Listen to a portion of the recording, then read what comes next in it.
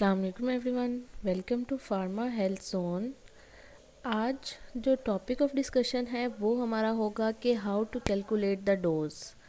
Means के age की base पे, बॉडी वेट की बेस पे हमने बच्चों के लिए, बड़ों के लिए, बूढ़ों के लिए कैसे डोज को एडजस्ट करना है, डोज को कैलकुलेट करना है। तो क्राइटेरिया जो हम बनाते हैं या बेस बनाते हैं वो हम बनाते हैं एडल्ट डोज का। एडल्ट डोज उन लोगों के लिए होती है जिनकी एज 18 टू 60 ईयर्स के दरमियान होती है। चिल्ड्रन को ऑब्वियसली स्मॉल डोज देनी होती है क्योंकि उनके ऑर्गन्स अभी फुली डेवलप नहीं होते, डेवलपमेंटल स्टेज में होते हैं, तो एब्जॉर्प्शन, डिस्ट्रीब्यूशन, मेटाबॉलिज्म पे अफेक्ट पड़ सकता है। तो चिल्ड्रन डोज को हम कैलकुलेट कर सकते हैं एडल्ट डोज के फ्रैक्शन की बेस पे by applying different formulas.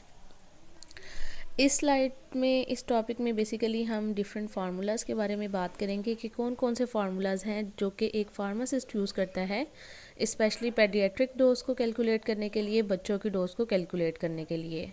So first formula जो है वो है Young's formula. Young's formula use होता है डोजेस को कैलकुलेट करने के लिए ऐसे चिल्ड्रन के लिए जिनकी एज होती है 2 to 17 ईयर्स ओल्ड के दरमियान। और ये base already we have discussed, it will be based on the adult dose.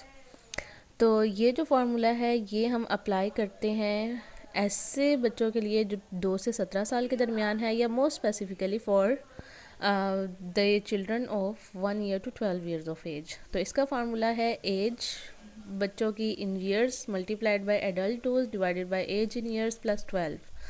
12 is the factor जो कि यंग्स रूल यूज़ करता है कि इस एज तक के बच्चों के लिए स्पेसिफिकली हम इस फार्मूला को अप्लाई कर सकते हैं।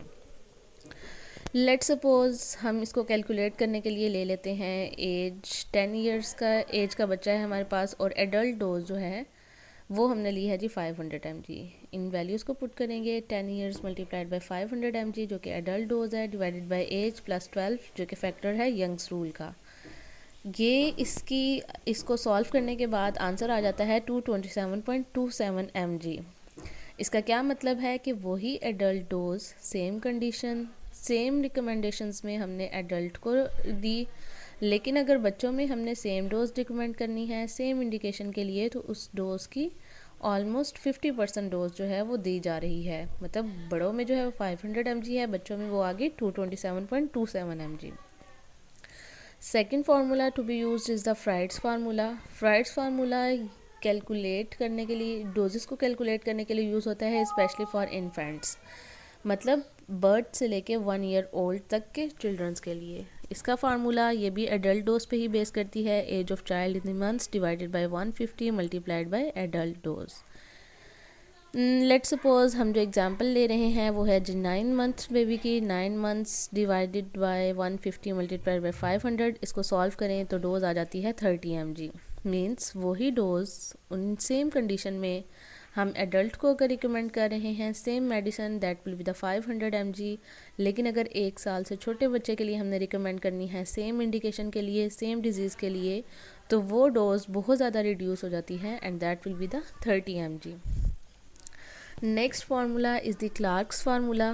क्लार्क्स फार्मूला बेसिकली एक मेडिकल टर्म है जो कि मैथमेटिकल फार्मूला को यूज़ करती है proper dosages of the medicine को कैलकुलेट करने के लिए। किसी भी एज के चिल्ड्रन के लिए हम डोज को कैलकुलेट कर सकते हैं, बिकॉज इसमें हम वेट ऑफ द पेशेंट को कंसिडर करते हैं और अप्रोप्रिएट एडल्ट डोज को।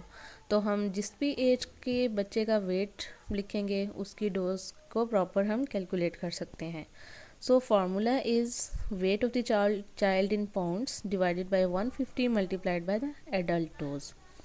Adult dose let's suppose हम सेम ही रख रहे हैं, that is the 500 mg, and we know kgs को हमने अब पाउंड्स में कन्वर्ट करना है। 1 केजीज़ में होते हैं 2.20 एल्बिस मीन्स पाउंड, मतलब जितना केजीज़ का वेट होगा पेशेंट का उसको हमने 2.20 से मल्टीप्लाई करना है। लेट्स सपोज हम यहाँ पे जो एग्जांपल ले रहे हैं that is of the patient having 6 kgs weight. 6 kgs multiplied by 2.20 ये आ जाता है जी 13.2 एल्बिस। इसको सॉल्व कर लेते हैं, आंसर आता है 44 mg।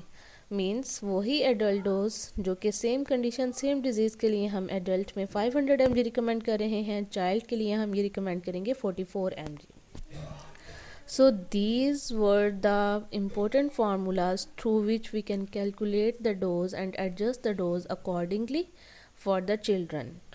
Thank you for watching. Allah Hafiz till the next video.